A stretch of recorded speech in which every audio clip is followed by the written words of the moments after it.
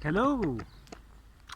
If you spend a lot of time on the internet and you are interested in alternative sources of information, you most probably have read and heard a lot at this point about the solar eclipse on the 8th of April and a lot of buzz around that. What's gonna happen?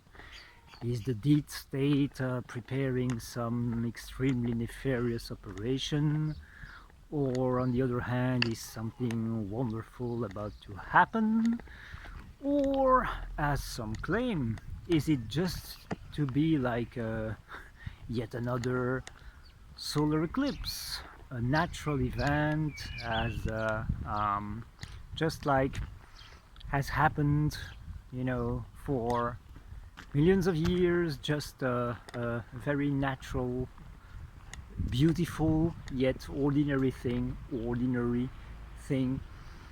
to happen, so nothing to worry about.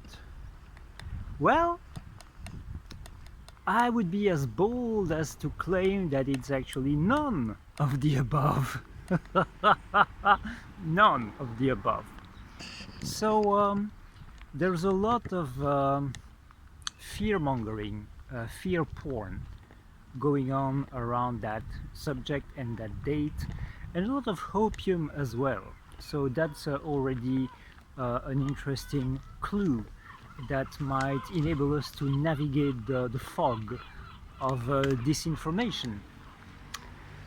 Because once again, you have the telltale signs there of a manipulation of your perception, where it is being trapped between two poles that are equally limiting and equally misleading.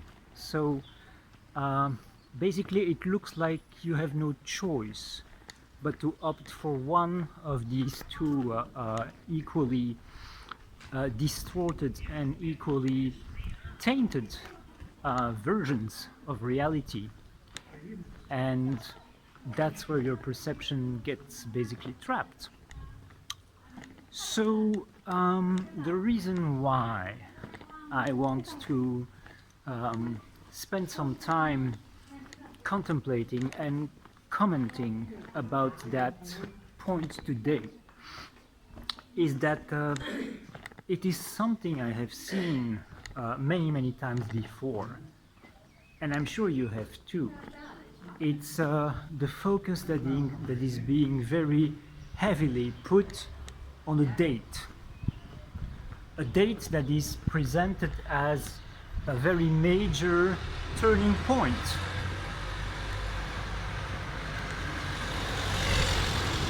For better or worse. And the effect that this has is that people start obsessing about it. They start to focus their attention, hence their energy, on that specific point in time, and they either project fear upon it or they project hope. Now, if they project fear, that's going to be very beneficial for the entities that harvest fear and feed upon it. Basically, the dark side of the empire, the dark side of the synthetic paradigm. If, on the other hand, they are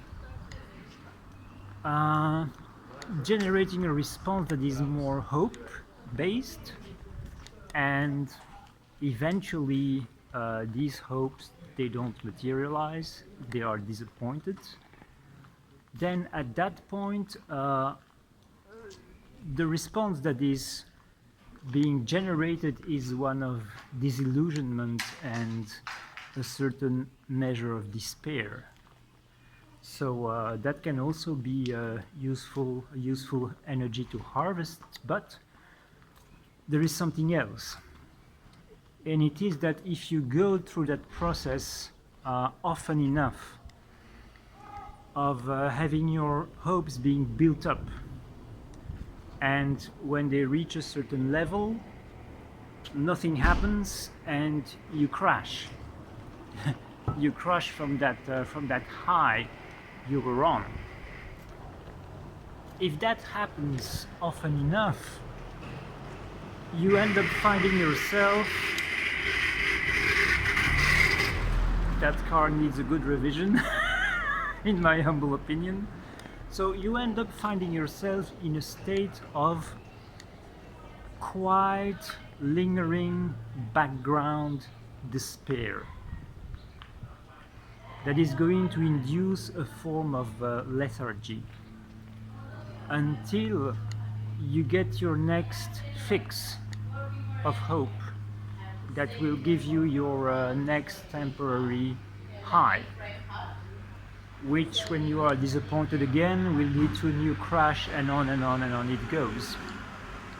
So both strategies work equally well for different purposes.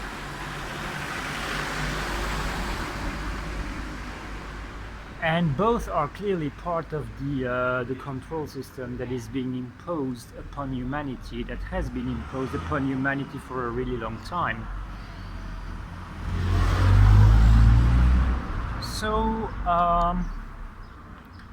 I don't believe that something terrible is going to happen on the day of the eclipse, nor that something, some kind of liberation event is going to happen either.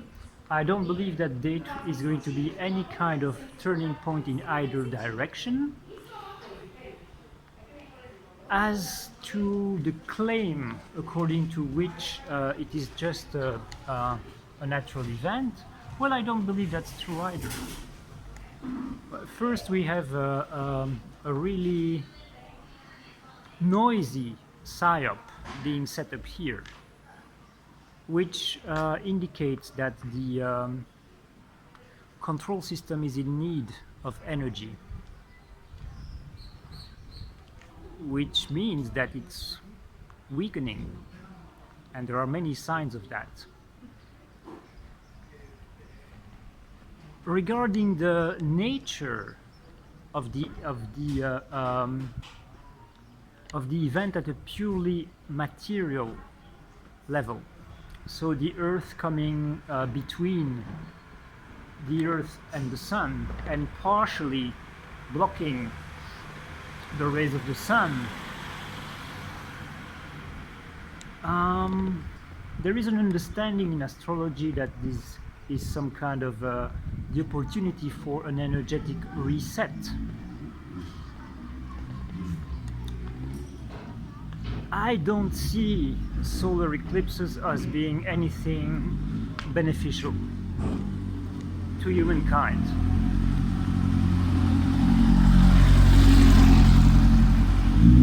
And the reason for that is that the moon, sorry, the moon is not a natural celestial body.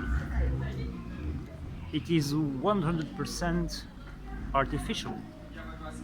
It is a space station that has been deliberately put in the Earth orbit.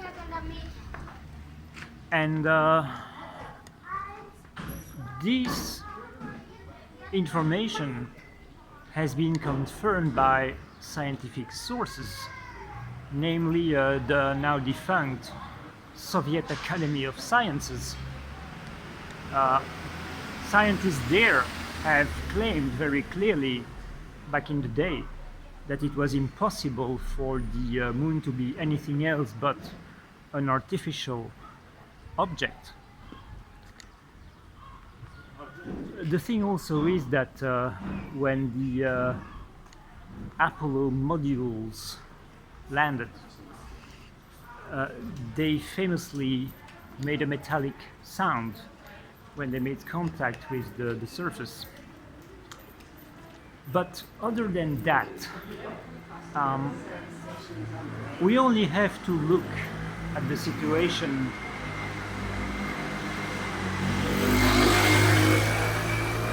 lots of traffic noise.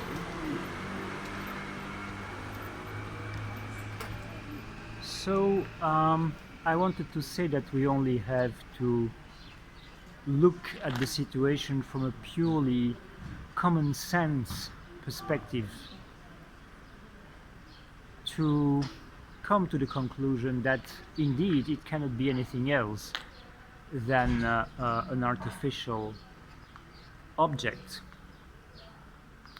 First, the fact that the orbit, the combination of the orbit of the moon and its rotation pattern makes it so that there is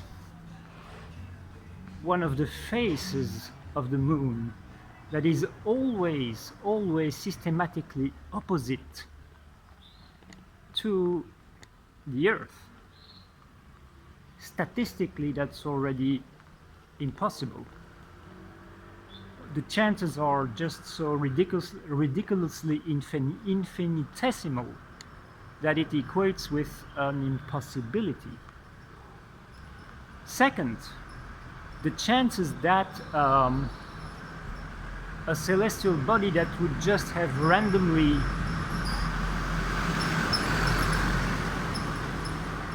been caught in Earth orbit in a natural way would occupy the exact same amount of space in the sky as the Sun, to the point that it might cause total solar eclipses at times, is also a statistical impossibility. So you have here the combination of two statistical impossibilities. So I'm not going to examine all the information around the real nature of the moon and the real purpose of its presence in the Earth orbit and its effects on the planet and on the human population here. That will be for another video.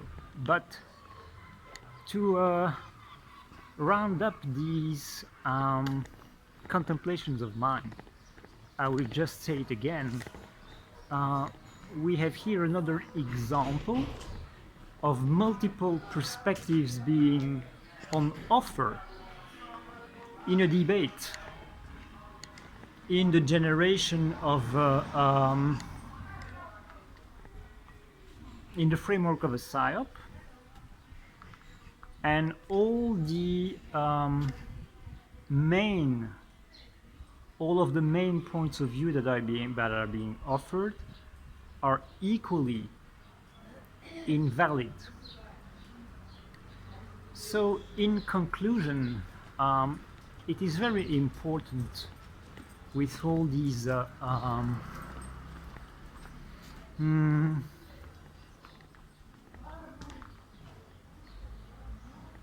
noisy debates that are generating a lot of emotions.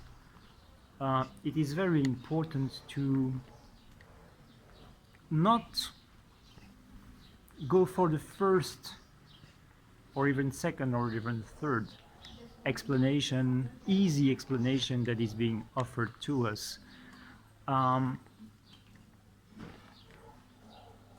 other words, it's important not to embrace narratives in a knee-jerk fashion.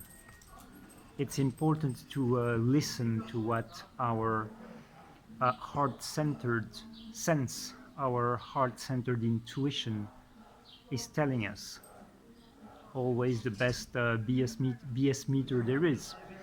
Always the best truth barometer we have at our disposal. And that's it for today's, guys. So I'll see you later for another video if you wish. And in the meantime, of course, since this is primarily YouTube, even though it's going to be posted on across several platforms, likes, comments and subscribes are very helpful to manage the algorithm and help as many people as possible to notice and have knowledge of the content that is being shared here. Bye, guys.